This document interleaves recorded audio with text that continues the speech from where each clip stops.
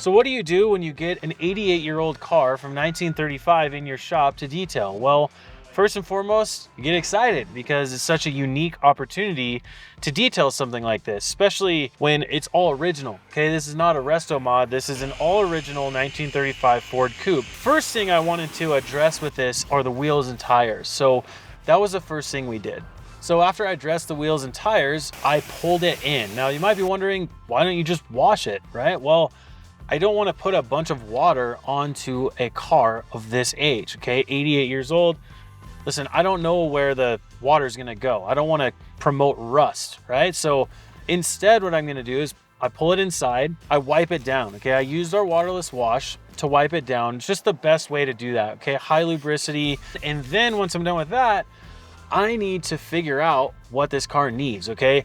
All right, so first thing I want to do to this car is I want to do a test spot, aka a research spot. Okay, I call it a research spot because I want to research to know exactly what this paint needs. Now, one tool I am going to use, which Adams Polish has invested into, is a paint meter. Okay, this reads how much paint or how much material is from the metal all the way to the very top surface. These paint meters are very expensive. They run upwards of $700 or more. Okay, so I know that the average person may not have one of these or may not want to invest into one. So my advice to you is to maybe reach out to a local detail shop that does do paint corrections.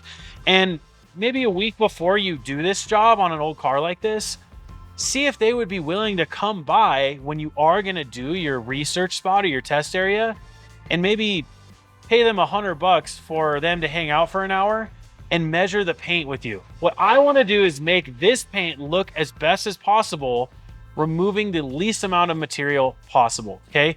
This can be a tool for that. As you can see, as I go around and measure this, it's different in all different spots, okay? But right here on the hood, as you can see, 2 mils. In other areas, it's probably 2.5 mils. Now, before I start, what I'm actually gonna do is tape off my areas. So I'll do a section here, then I'll move on to here if I need to be a little bit more aggressive. So first things first, the least aggressive method possible. That's going to be our white pad with our white polish, okay? This has the least amount of abrasive in it, but it adds a ton of gloss, okay? So remember, the most aggressive is gonna be the microfiber pad with the blue compound, okay? Now, oftentimes the microfiber pad with the blue compound leaves some haze behind. This fixes that haze, okay? So it glosses up the surface, minor abrasive. This is a perfect place to start when I do my first kind of research area. Now, if you're wanting to learn more about polishing, you're kind of new to this, watch this video up here. It's called Polishing 101, and it's Adam, the founder of Adams Polishes, walking you through how to paint correct a vehicle, okay? He does 3 different kinds of cars, and that video is just so informative. So if you're new to polishing, watch that video right there, okay? All right, so first test section, again, white pad with white polish. Spread this out on the surface, okay? And I'm gonna run this on speed 2, okay? Speed 1, it's gonna make the pad stall in the rotation. Speed 2 will allow me to polish, kind of control the random orbit, and we're gonna see where this gets us, okay?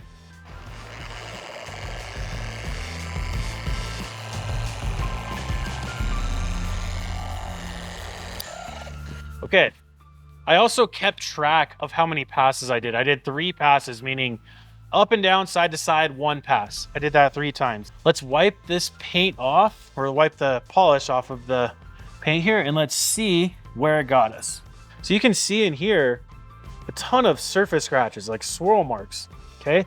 As I move coming over here, the gloss is just very enhanced. I mean, I kind of took off all of those surface scratches.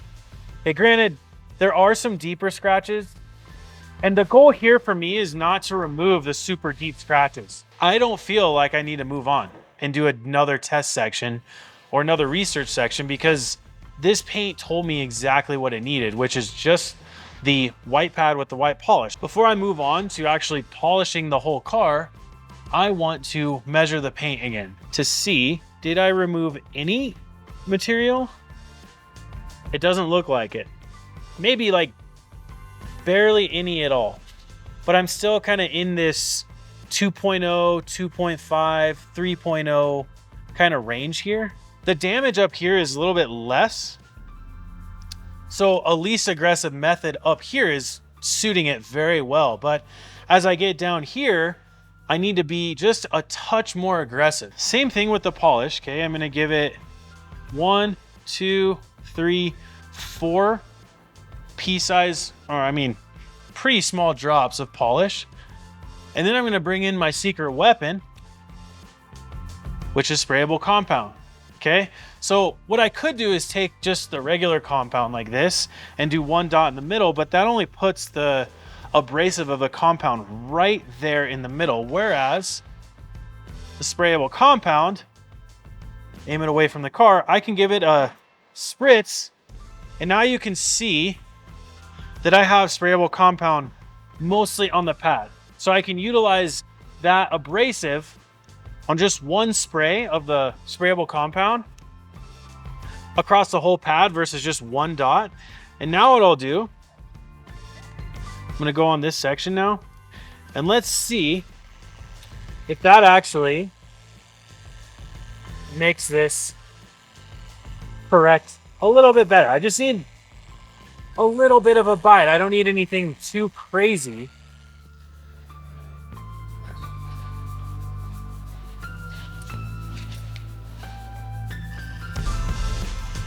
All right, so I want to give you guys a quick little pro tip, all right? One thing that I do on all of my polishers is I put a Sharpie marker on my backing plate. All right, now there's a reason for that. The reason is it helps me monitor how fast my pad is rotating or how fast my backing plate is rotating. If it's not rotating at all, meaning I could be pushing too hard or I have the polisher not on a flat plane, that makes it not effective at all. It's just oscillating, okay?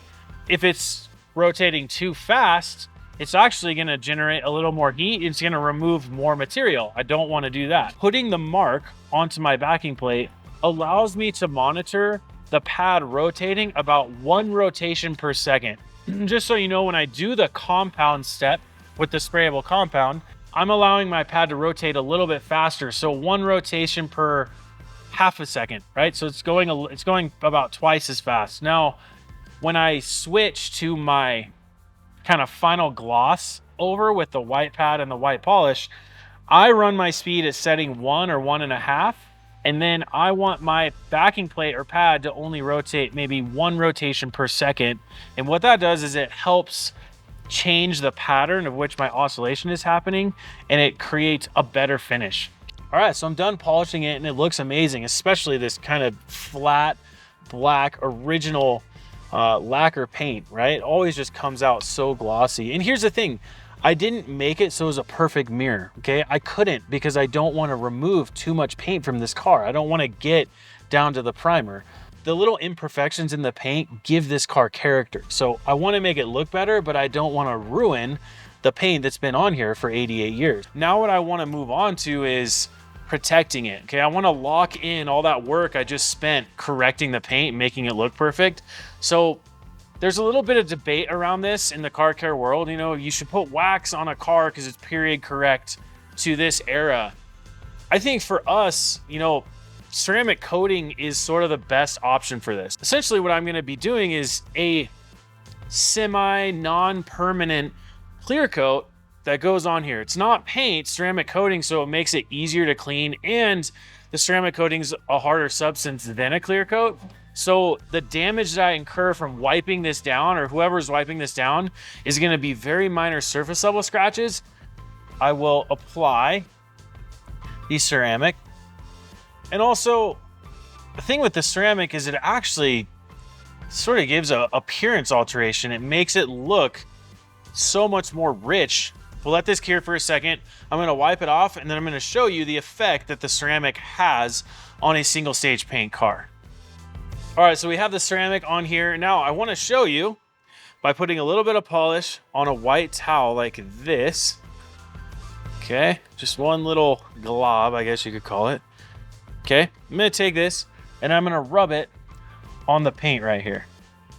All right, so remember, this is not coated. Go over it with a white towel and boom, pulling paint up, okay? That's the black paint from the actual car, okay? Now, switch to a different fresh corner. We're gonna do the same thing on the ceramic coated side.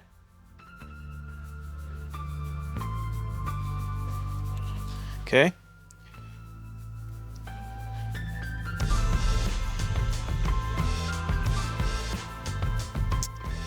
All right, nothing, right? So sort of a non-permanent clear coat, I guess, compared to this where we're pulling the paint off. All right, so that's a big reason why I want to use a ceramic on top of this to protect it for longer, okay, and preserve the original paint that's on here. Now, listen, if I want to take the ceramic off, compound, polish, you do it until you start seeing the paint come up in your pad, and then you know the ceramic's gone. So what I want to do is have that layer on there so I'm removing ceramic versus continuing to remove paint. So that's kind of our argument, and that's why I'm going to ceramic this whole thing to lock in the beauty of this 1935. So thank you for watching. If you want more content like this, make sure to subscribe to our channel, like this video, share it with all your detailing enthusiast friends, and hope to catch you next time.